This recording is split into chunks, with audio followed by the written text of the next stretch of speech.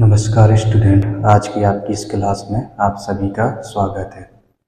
आज का जो अपना टॉपिक है वो रहने वाला है हाइपर कंजुगेशन का। अभी अपन जो इलेक्ट्रॉनिक इफेक्ट होते हैं, सहसंयोजी आबंध होता है, उसमें जो इलेक्ट्रॉनिक इफेक्ट है या इलेक्ट्रॉनिक है ना विस्थापन होते हैं, उनके बारे में अपन पढ़ रहे हैं, है ना। तो काफ़ी सारे अपन ने जो प्रभाव पढ़ लिए हैं।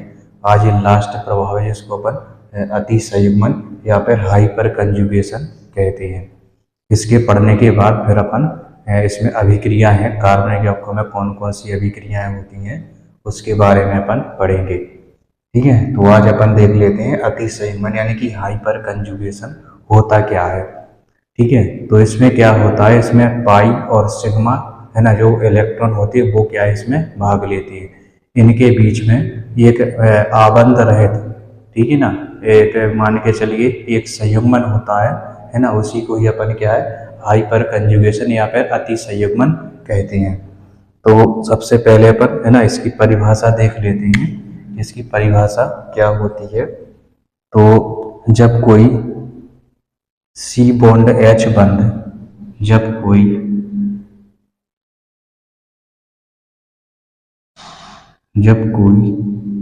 इसको एच बॉन्ड सी लिख दो या फिर सी बॉन्ड एच लिख दो, उसमें कोई दिक्कत नहीं। सी बॉन्ड एच भी लिख सकते हो और एच बॉन्ड सी भी लिख दो। ठीक है, तो जब कोई एच बॉन्ड सी बंध किसी असंतृप्त कार्बन, बंध किसी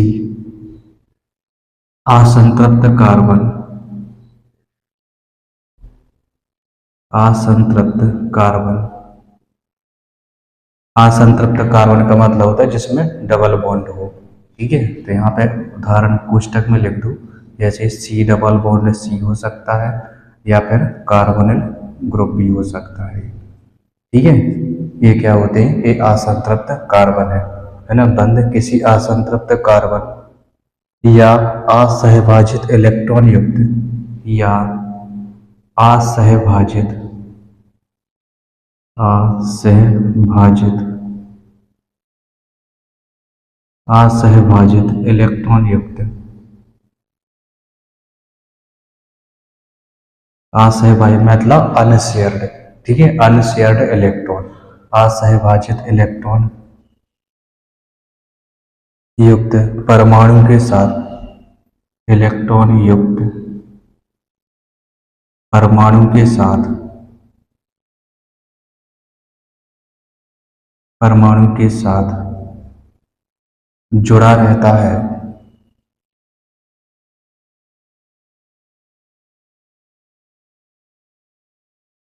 परमाणु के साथ जुड़ा रहता है, तब एच बॉन्ड सी बंध, तब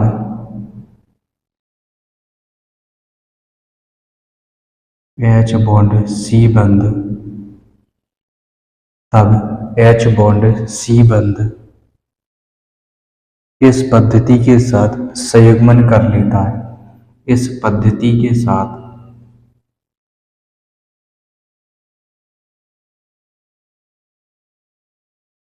इस पद्धति के साथ संयुग्मन कर लेता है।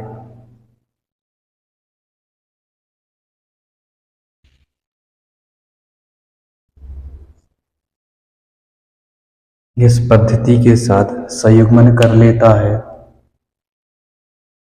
जिसे अति संयुग्मन कहते हैं, जिसे अति संयुग्मन,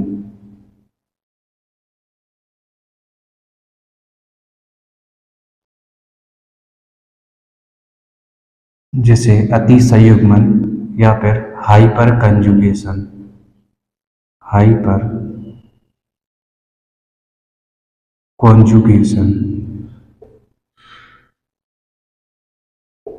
हाइपर कॉन्जुगेशन कहते हैं। हाइपर कॉन्जुगेशन कहते हैं। इसे सिग्मा पाई संयुग्मन भी कहते हैं। इसे क्या है, सिग्मा पाई, इसे सिग्मा पाई, इसे सिग्मा पाई संयुग्मन भी कहते हैं।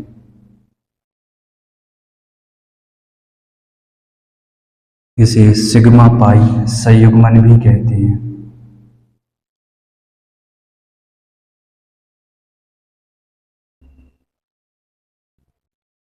इसे सिग्मा पाई संयुग्मन भी कहते हैं।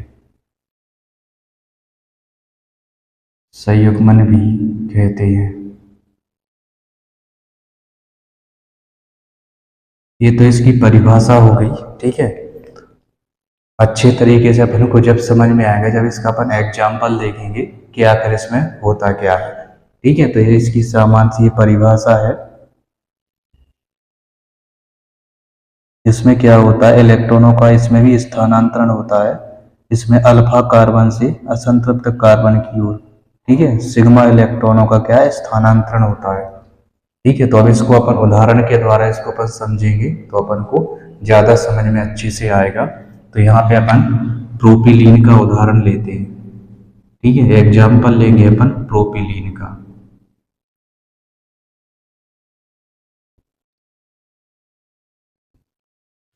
एग्जाम्पल क्या लेना है अपन को, प्रोपिलीन का एग्जाम्पल लेना है और उसके द्वारा इसको अपन समझेंगे।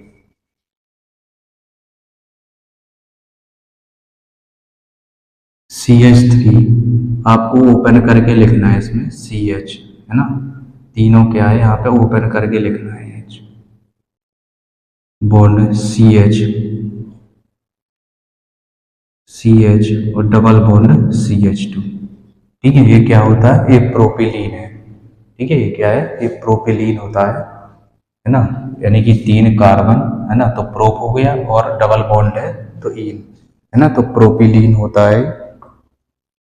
इसमें क्या होता है, जो पाई इलेक्ट्रॉन है, ठीक है ना, तो जो पाई इलेक्ट्रॉन है उनका क्या है, इसमें सिग्मा इलेक्ट्रॉनों का स्थानांतरण होता है, ठीक है। इसमें अल्फा कार्बन से, अब पहले आप समझ लो कि अल्फा कार्बन क्या होता है, ठीक है। तो अल्फा कार्बन, ठीक है, इसको आप समझ लीजिए अल्फा कार्बन क्या होता है। अल्फा कार्बन से, ठीक है, जो सिग्मा इलेक्ट्रॉन होते हैं उनका स्थानांतरण होता है। तो सिग्मा इलेक्ट्रॉन आपके जे हो जाएंगे, जो ये बंध बना है, ठीक है, तो ये सिग्मा इलेक्ट्रॉनों से बना हुआ है, यानी कि सिग्मा बंध है तो सिग्मा इलेक्ट्रॉनों से बना है। इसमें एक सिग्मा है और एक पाई है। जो पाई बंध है तो पाई इलेक्ट्रॉन कहलाएंगे और जो सिग्मा बंध है तो उसमें सिग्मा इलेक्ट्रॉन होंगे, ठीक है। अब एक बात आई है अल्फा कार्बन की, तो पहले अल्फा कार्बन समझ लो। जो ये डबल बॉन्ड होता है इसको आप मेन मानिए, या इसको आप अंडरलाइन कर देते या इस पे गोला लगा दें। तो ये दोनों जो कार्बन है जो डबल बॉन्ड से जुड़े हुए, इसके ठीक बाजू वाला या ठीक साइड वाला जो कार्बन होता है वो अल्फा कार्बन कहलाता है। अगर मान के चलिए इस कार्बन के साथ भी यहाँ पे कोई और कार्बन जुड़ा होता तो वो भी क्या है, अल्फा कार्बन कहलाता। जैसे मान के चलिए यहाँ पे C डबल बॉन्ड C, इस तरीके से यदि इसमें जुड़े हुए हैं, ठीक है, तो इसको अपन हाईलाइट करने, ये होता है मेन, ठीक है। इसको अपन को हाईलाइट करना है और इन कार्बन के बीच में यानी कि साइड में ये कार्बन जुड़ा हुआ है और इस कार्बन के साथ में ये, तो ये क्या होती है, ये यहाँ के ये अल्फा कार्बन कहलाएंगे। यहाँ पे यदि CH3 जुड़ा है, यहाँ पे CH3, ठीक है, तो ये क्या कहलाएंगे, ये आपके अल्फा कार्बन कहलाते हैं, है ना। तो डबल बॉन्ड वाले कार्बन के अगल बगल में जो भी कार्बन होता है वो आपका अल्फा कार्बन कहलाता है। तो अल्फा कार्बन के साथ में जो हाइड्रोजन जुड़े रहते हैं वो आपके अल्फा हाइड्रोजन कहलाएंगे, ठीक है। आगे रिएक्शन है 12वीं की क्लास में एल्डोल संघनन, ठीक है। जब आप वो वाली पढ़ोगे तो वहां पे आपको इनकी अल्फा कार्बन व अल्फा हाइड्रोजन की जरूरत पड़ेगी, ठीक है। तो फिलहाल अभी अपन को केवल यहाँ पे अल्फा कार्बन की जरूरत है। तो ये हमने बता दिया कि जो डबल बॉन्ड होते हैं, ठीक है, या ट्रिपल बॉन्ड हो, उनके आजू बाजू में जो भी कार्बन जुड़ा रहेगा तो वो आपका अल्फा कार्बन कहलाता है। अब इसके बाद अपन देखेंगे इसमें होता क्या है।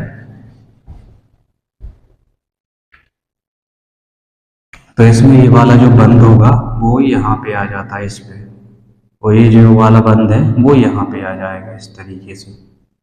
ठीक है, ये वाला जो ऊपर वाला ये H बॉन्ड C है ना, तो ये बंध यहाँ पे आ जाएगा और इसके बाद जो पाई बंध है जो यहाँ पे ओपन हो जाएगा ये। ठीक है, तो इसको इस तरीके से अपन को लिखना है ऐसे।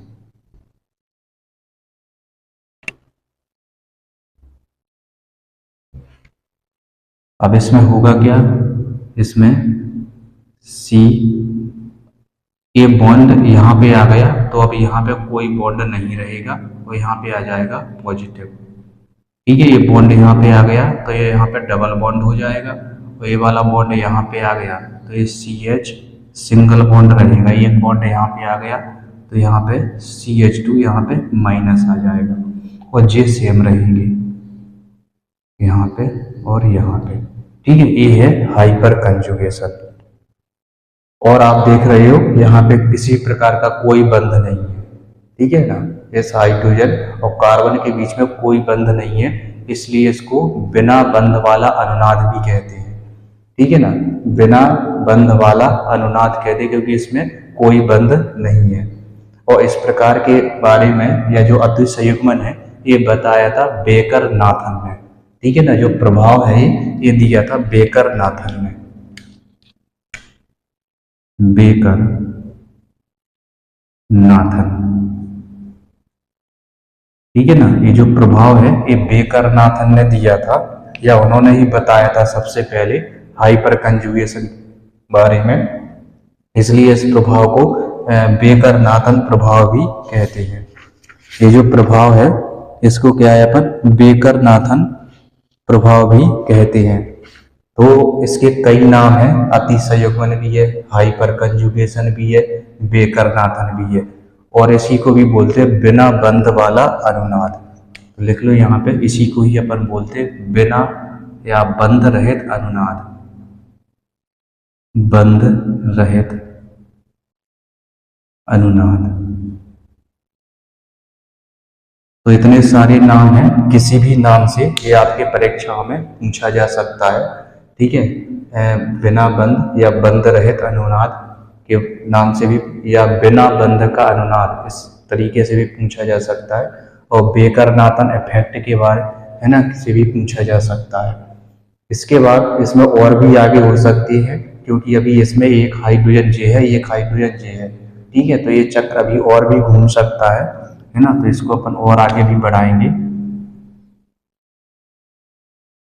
यहाँ पे जगह नहीं है तो इसको हम यहाँ पे नीचे लिखे दे रहे हैं, है ना। तो ये जो पॉजिटिव है अब यहाँ पे आ जाएगा और ये बंध यहाँ पे आ जाएगा और यहाँ पे कोई बंध नहीं रहेगा।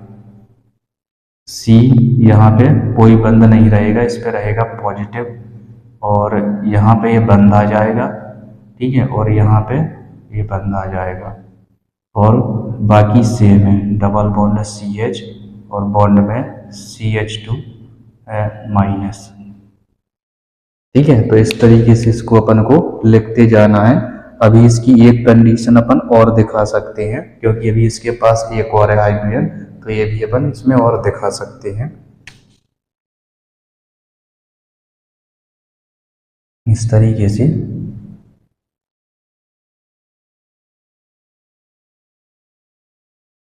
अब यहाँ पे कोई बंध नहीं रहेगा, यहाँ पे पॉजिटिव रहेगा ये और यहाँ पे डबल बंध CH बॉन्ड में CH2 माइनस और यहाँ पे H। ठीक है, तो इस तरीके से अपन को ये हाइपर कंजुगेशन को अपन को दिखाना है।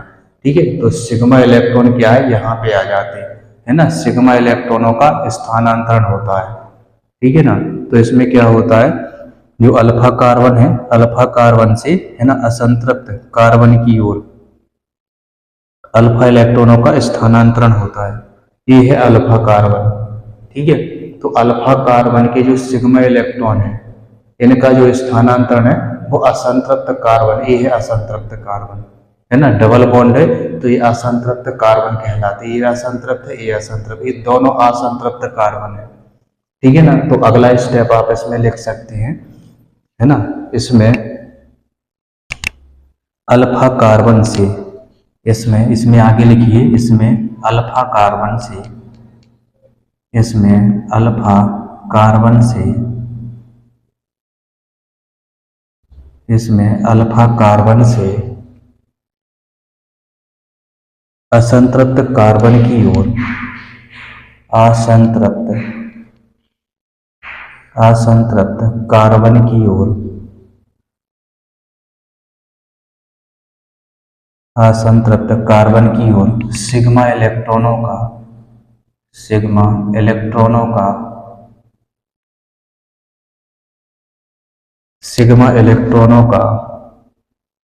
स्थानांतरण होता है। इलेक्ट्रॉनों का स्थानांतरण होता है।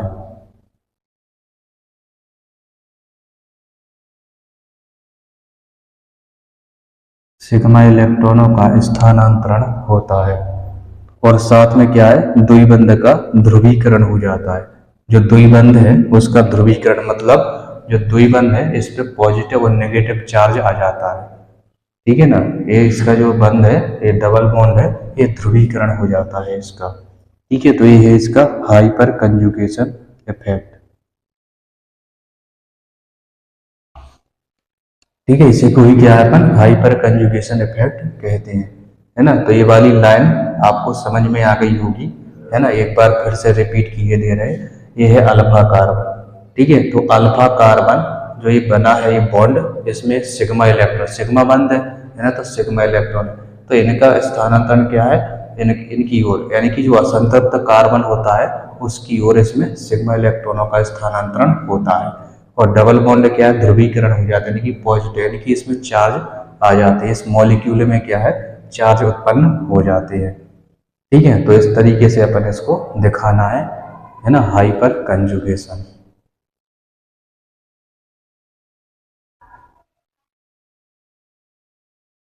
इस तरीके से अपन ने सारे के सारे जो इफेक्ट हैं वो अपन ने कवर कर लिए हैं।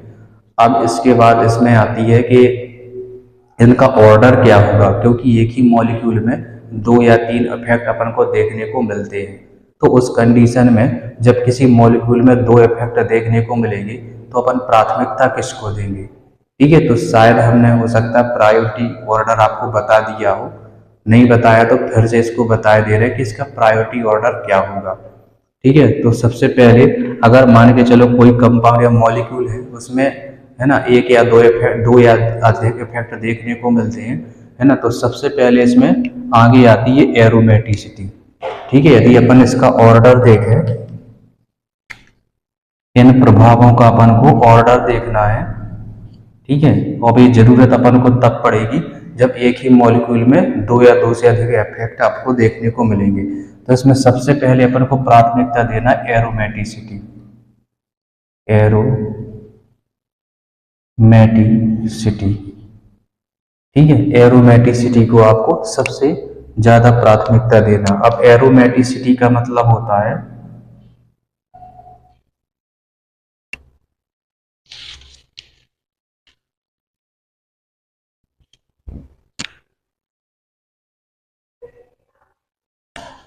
ये बस आना है इसमें अरोमेटिक।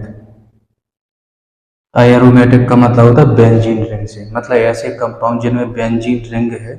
ठीक है, या एक तरह से कहा जाए जिसमें 4 पाई इलेक्ट्रॉन है। ठीक है, तो ये भी कंपाउंड है ना, तीन प्रकार, एरोमेटिक भी होते हैं, नॉन एरोमेटिक भी होते हैं, ठीक है, और एंटी एरोमेटिक भी होते हैं। तो यहाँ पे बात आती है एरोमेटिक, यानी कि जिसमें 4n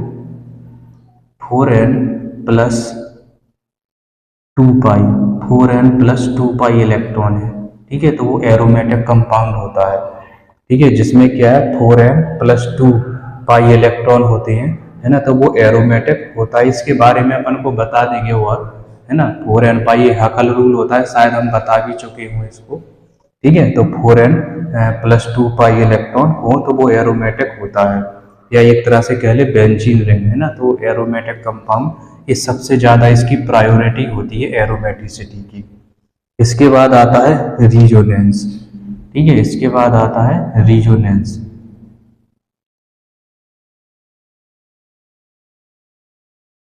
इसके बाद आता है रिजोनेंस, है ना, तो रिजोनेंस को अपन को प्राथमिकता देना है। इसके बाद आएगा आपका हाइपर कॉन्जुगेशन। इसके बाद है हाइपर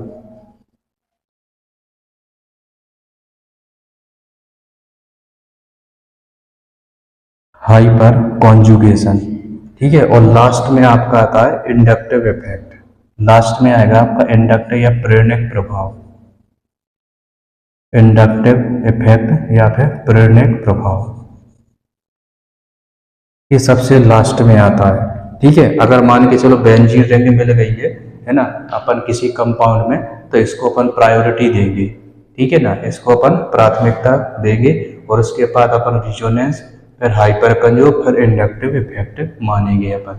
ठीक है, तो ये इसका प्रायोरिटी ऑर्डर होता है, ये आपको ध्यान रखना है।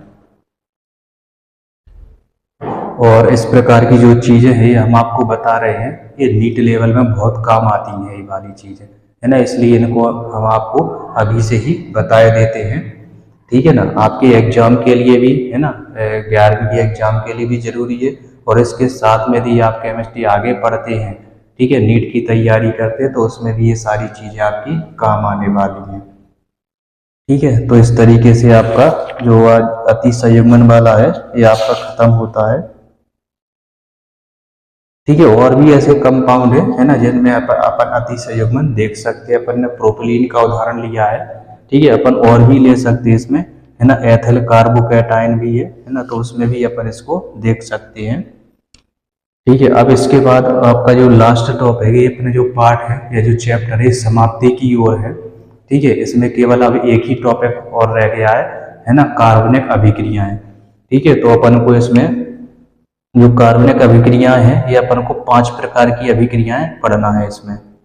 ठीक है, तो जो अभिक्रियाएं हैं इसको अपन अगली क्लास में अपन देखेंगे, पढ़ेंगे। ठीक है, तो जो 5 प्रकार की अभिक्रिया है, केवल उनके नाम बस सुन लीजिए, है ना। तो पहली अभिक्रिया इसमें प्रतिस्थापन, है ना, दूसरी योगात्मक है, तीसरी विलोपन है, चौथी है आणविक पुनर्विन्यास, है ना, और लास्ट है इसमें आणविक अभिक्रिया। तो इस तरीके से इसमें 5 अभिक्रिया हैं जो पूरी ऑर्गेनिक केमिस्ट्री में काम आने वाली हैं। ठीक है, तो इनके बारे में अपन अगली क्लास में पढ़ेंगे। और जो आज की जो क्लास है वो अपनी यहीं पर समाप्त होती है। इसी प्रकार से हंसते रहिए, खेलते रहिए, मुस्कुराते रहिए, पढ़ते रहिए। वीडियो अच्छा लगे तो अपने दोस्तों के साथ जरूर शेयर कीजिए। नमस्कार।